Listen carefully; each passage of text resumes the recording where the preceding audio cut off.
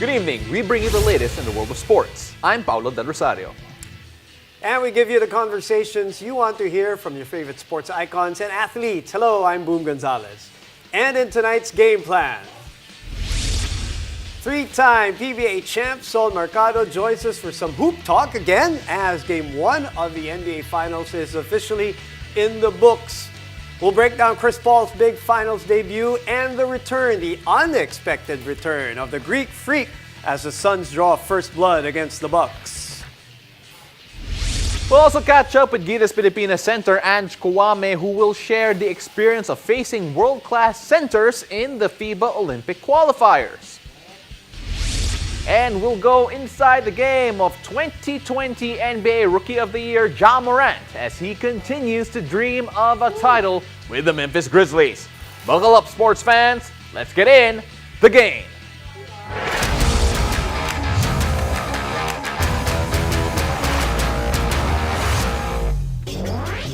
If NBA superstars are made in the playoffs, the finals are where legends cement their legacies forever. Tonight, the Phoenix Suns are one step closer to making history after taking Game 1 of the NBA Finals. Devin Booker and Chris Paul were the biggest stars of the night. 32 for Chris Paul with 9 assists. Giannis Antetokounmpo, the surprise return with 20 and 17. 17 rebounds after hyperextending his knee just a few games ago. 118 to 105 as the Suns take the opener. Now joining us to break down big takeaways and questions heading after the series opener, we have three-time PBA champ and senior analyst here on the game, Sol Mercado. Sol, how are you doing? Good. How you doing, brother? Thanks for having me again. We're doing good. And look, a lot of people were surprised at tip-off because the Greek Freak was back. But then, it was really all about Chris Paul at the end of the day. But really, were you impressed with what Chris Paul did at the end of the day, knowing that it's his first ever Finals appearance? Yeah, I mean, first off, hats off to whoever is Milwaukee's medical team to get Giannis back for Game 1. That's an incredible feat. But yeah, Chris Paul was absolutely incredible.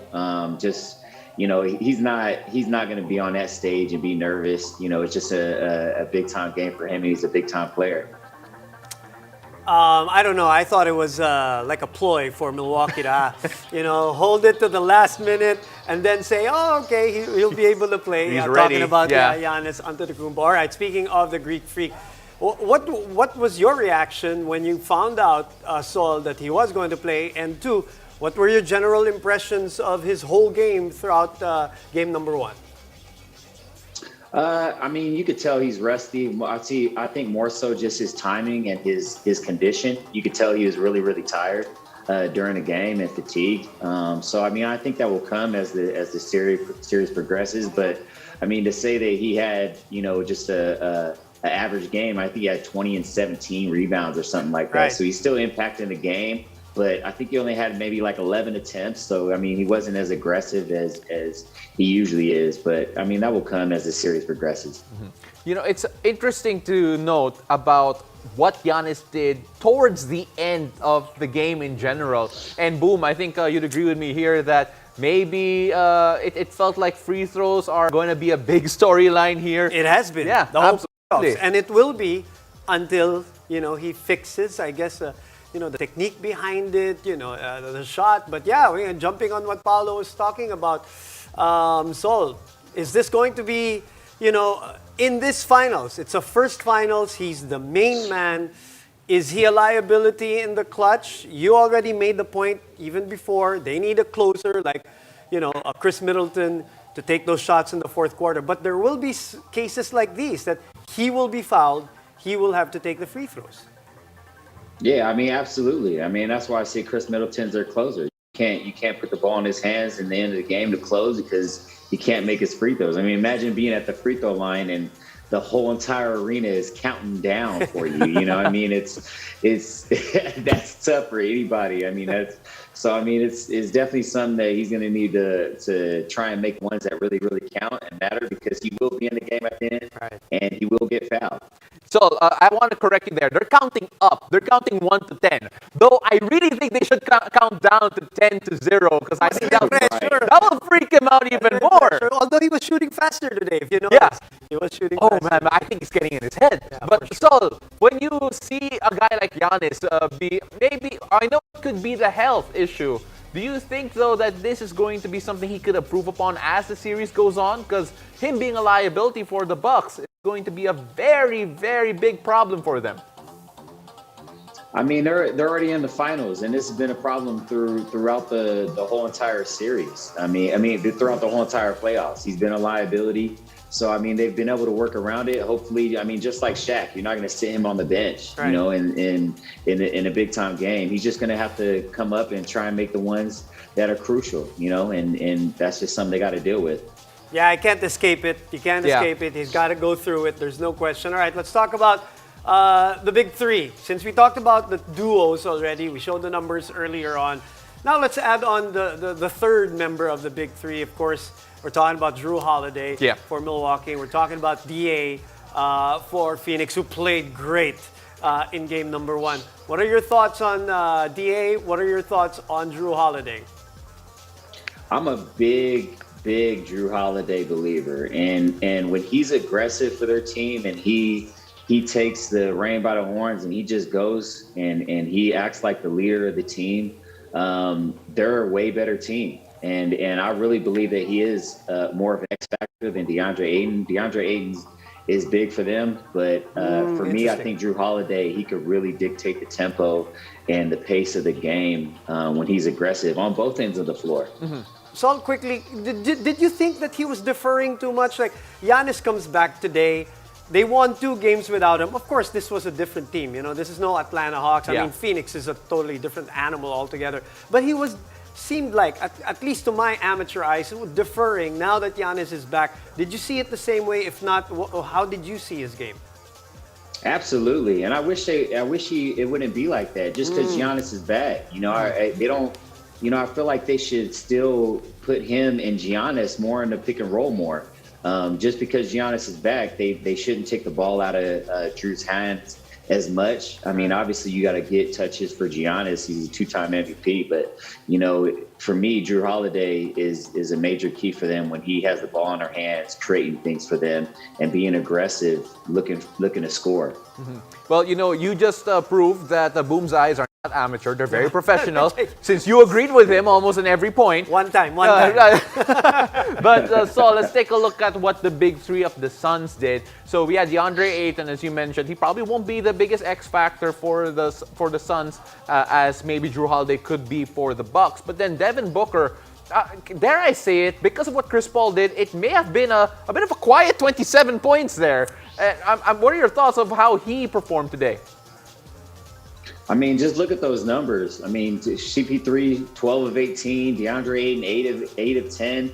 I mean, how do you lose a game like that? All their big three clicking on all cylinders. And DeAndre and Chris Paul and Devin Booker, they're both so really good off the pick and roll. So I mean, Milwaukee has a tough job trying to figure that out because they're just going to continue to pick them apart off the pick and roll. Mm-hmm. Right. You know, that pick and roll really killed Milwaukee today, regardless of whether it was Devin Booker at the first half and then that third quarter where things got away from Milwaukee because of Chris Paul just picking the defender that he wanted and picking the spot where he wanted to shoot today. So, which begs the question. They're just taking turns. Correct, right? Which begs the question, let's move over to Milwaukee because you already answered the question about who's the bigger factor. And you said it's Drew Holiday between him and DeAndre Ayton. So let's talk about the Bucks now.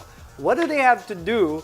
Coach Bud, as you know, and as highly criticized, in-game adjustments is not his strength. But from game to game, it seems like, you know, he's been able to do that, as in the 2 series or 3 series that they went through.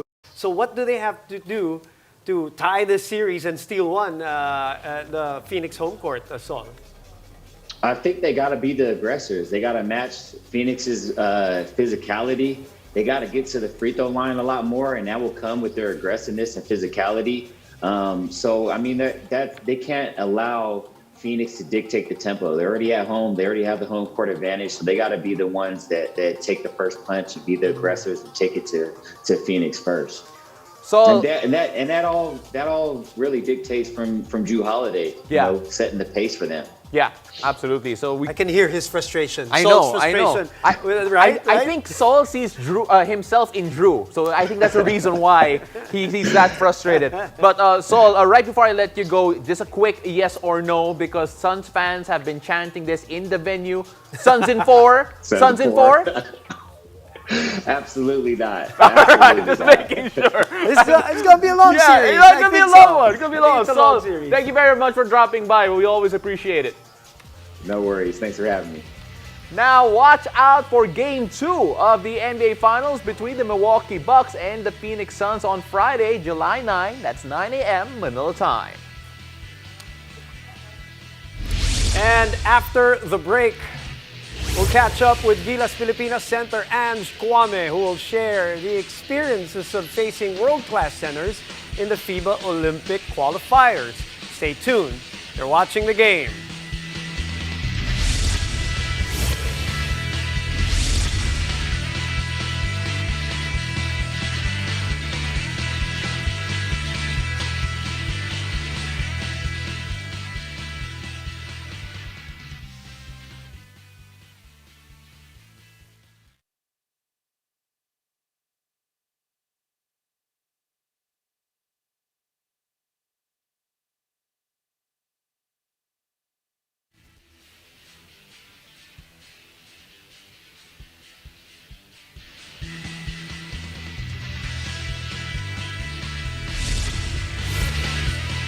You're watching the game alongside Paulo Del Rosario. I'm Boom Gonzalez. We're still in a Gilas Pilipinas high with a great feat the squad has shown in the world stage.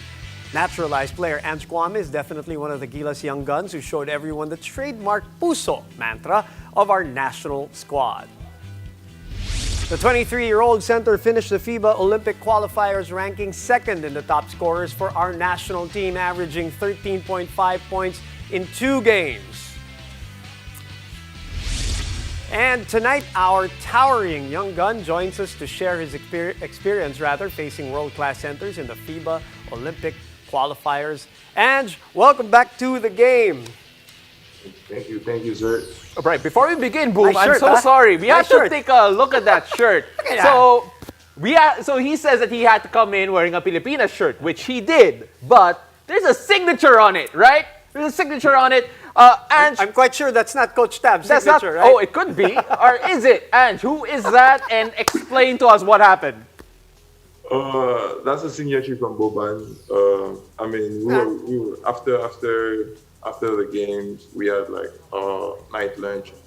We were waiting for them, and then when he went out, I just asked him if he can sign. Yeah, you know, Wala lang. that's yeah. It's just nothing, chill. it's It's just just chill. Boban. But you know what, Boom? I'm really impressed because here we have Ange wearing Boban. Yeah, right. Look at that. That's a fashion statement right there. Okay, we'll talk about him also and your battles against him in a bit. But we're just curious, Ange, did you get to watch the game today? Phoenix versus Milwaukee. Well, what's your overall impression on game number 1, if you can give us that today? I think it was a good game for Phoenix. They have home court advantage, so they took advantage of it. You see, Chris Paul, he probably used the best play in the game, which is pick and roll. So most of the plays was based on pick and roll, and he knew how to use it. He knew how to find the open man, and David Booker just did a thing, which was a great combination for them. Gladly they had the win. All right.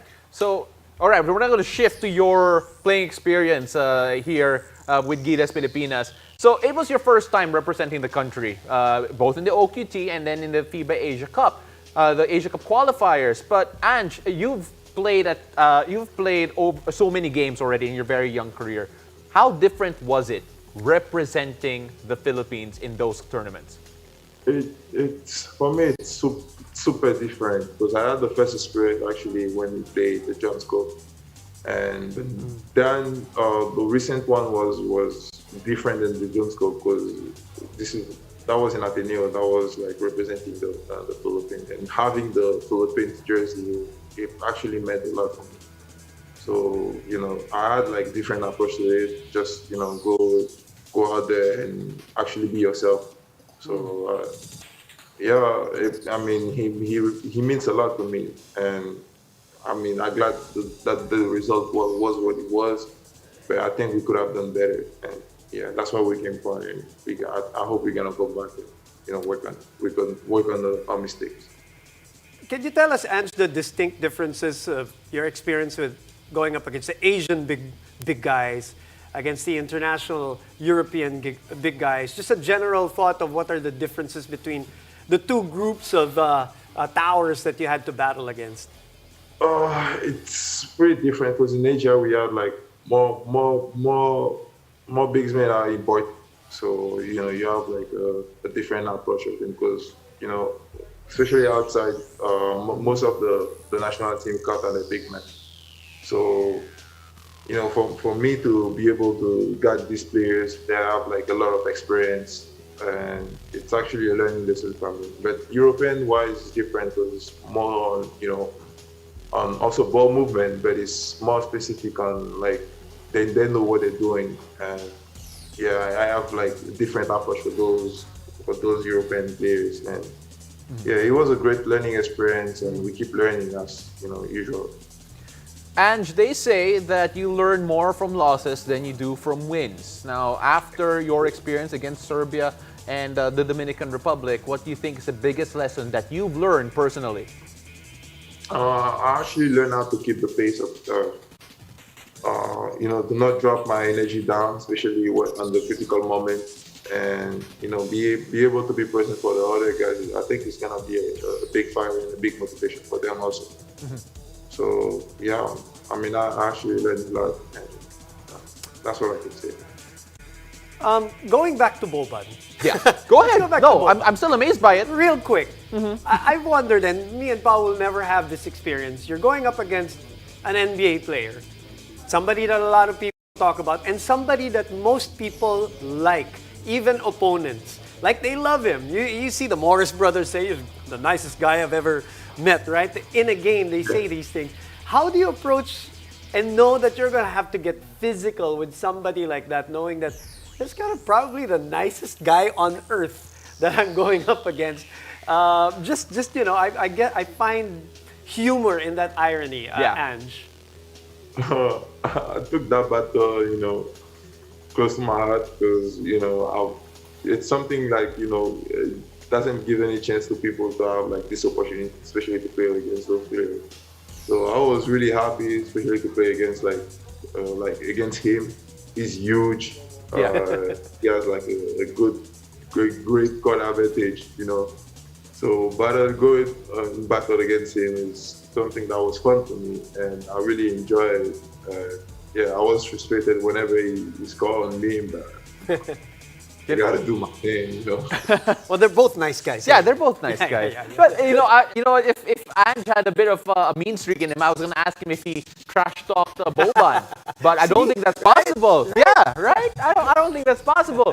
But then, look, playing against those big men, I'm sure has taught you about yourself in that experience. I was wondering if you saw parts of their game that you want to incorporate in yours very soon. Are we gonna see the Boban push shot in your repertoire very soon?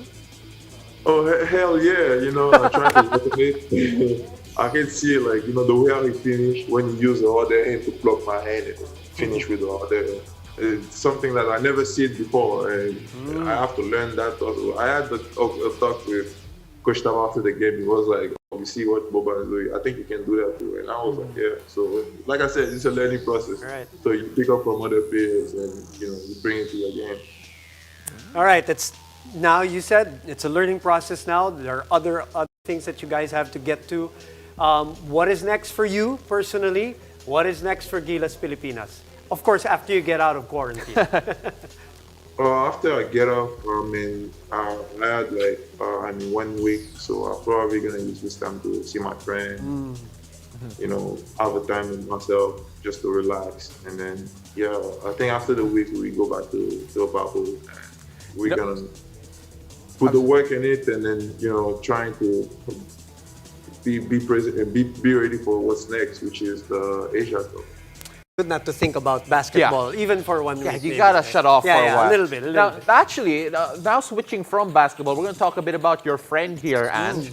Meanwhile, in football, Spanish-born striker Bienvenido Marañón has achieved his goal to finally become a Filipino. The four-time Philippine Football League champion is now officially a Filipino citizen after his naturalization bill was passed. Following formalities, Marañón can soon be called up to play for the Philippine Azgals. Awesome.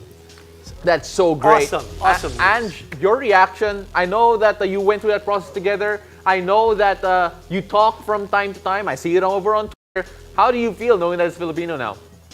I feel happy for him, because he's been waiting that for so long, and finally for him to. And yeah, I'm probably gonna text him later to see how he's feeling. I'm definitely sure he's super happy right now, and I'm definitely happy for him. Yeah, Tagalog face-off on the game. Yeah, someday. on the game. We're gonna have the both of you here and see who speaks better Filipino. Is that all right? And we have Danny Ravena to judge. Yeah, for sure. to facilitate the game, right? Yeah, Good absolutely. idea? I think that's our next segment for sure. And salamat. Thank you very much for joining us. Stay safe. Hope you enjoy what's left of your quarantine. And I know you're excited for what's coming after. Don't let anybody get that shirt from you. Oh yeah. Frame it. Put it in the frame. Okay. All right.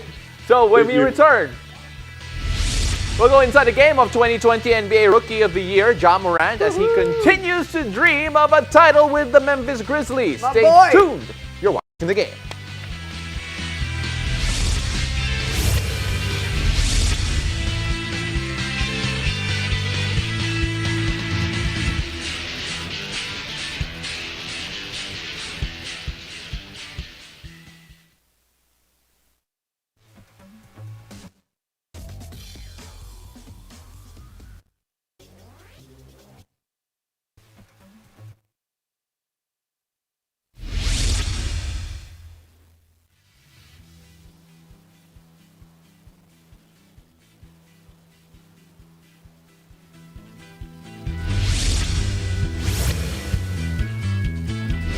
Welcome back to the game. I'm Paulo De Rosario alongside Boom Gonzalez. Young, fearless, and filled with impact. That is how one can describe the 2020 NBA Rookie of the Year, Ja Morant, for the Memphis Grizzlies. Now, I got to sit down with Ja to talk about his new docuseries, The Promised Land, and his dream of winning a title with the Memphis Grizzlies in this edition of Inside the Game.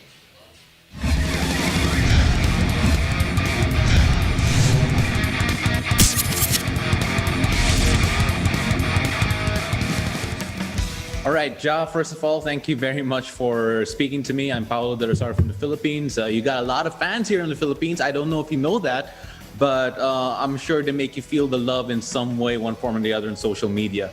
So first of all, a lot of people are going to get to know a lot about you through Promised Land. And when we're talking about how intimate it could get, just how deep does it go? It just, go deeper into my journey to get to the point of, where I'm at now, going from a small town kid to the, number 2 pick in the draft to, winning Rookie of the Year and, having, a solid, second season. It tells, even more about my story. You're shocking everyone with your ability to just jump out of the gym and dunk on people, and it's crazy. Everyone loves it here in the Philippines. You're part of this special crop of young stars in the NBA that is slowly starting to take center stage. Do you feel that, your generation of superstars, you have the likes of yourself, Donovan Mitchell, Trae Young, that your time is coming up a lot sooner than maybe some people expected? Most definitely, but I feel like, the time is coming sooner because I feel like, everybody's, your name and is, hungry and, feel like they have something to prove. I feel like, each and every day we just work to, be better and, prove ourselves in this league. With, my generation, I feel like, the league is in good hands with, a lot of talented players. And you had a taste of playoff action this year. Obviously, you just fell short this time around. But then having a taste of that, how does that affect your hunger moving forward from this point on? I'm even hungry.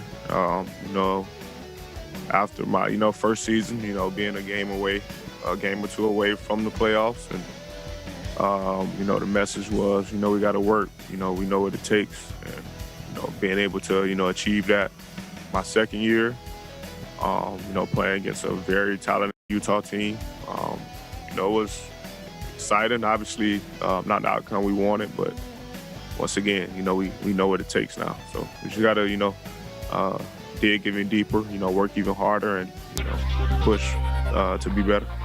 Not a lot of people have the opportunity to chronicle all of your past experiences the way that you did.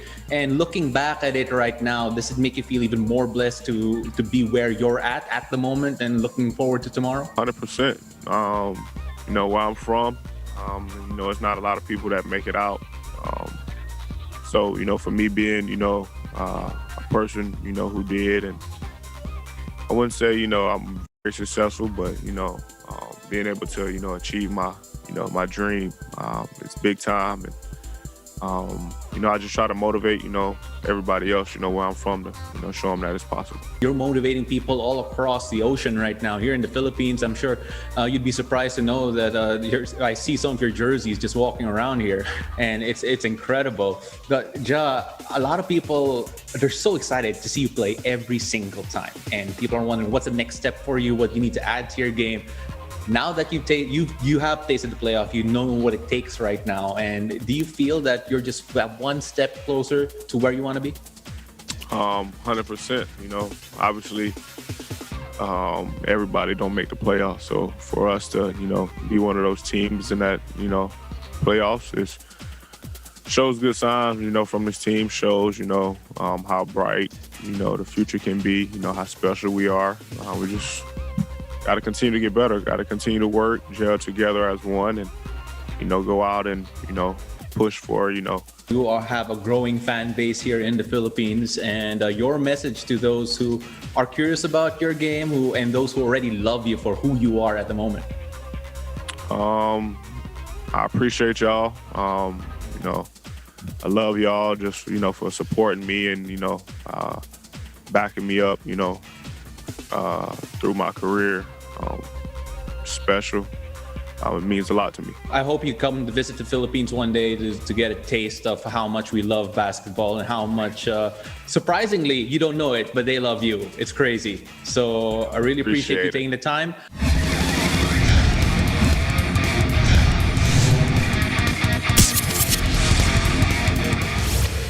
That was Morant on Inside the Game. Thank you very much for joining us. I'm Boom Gonzalez. And I'm Paul Rosario. This has been The Game.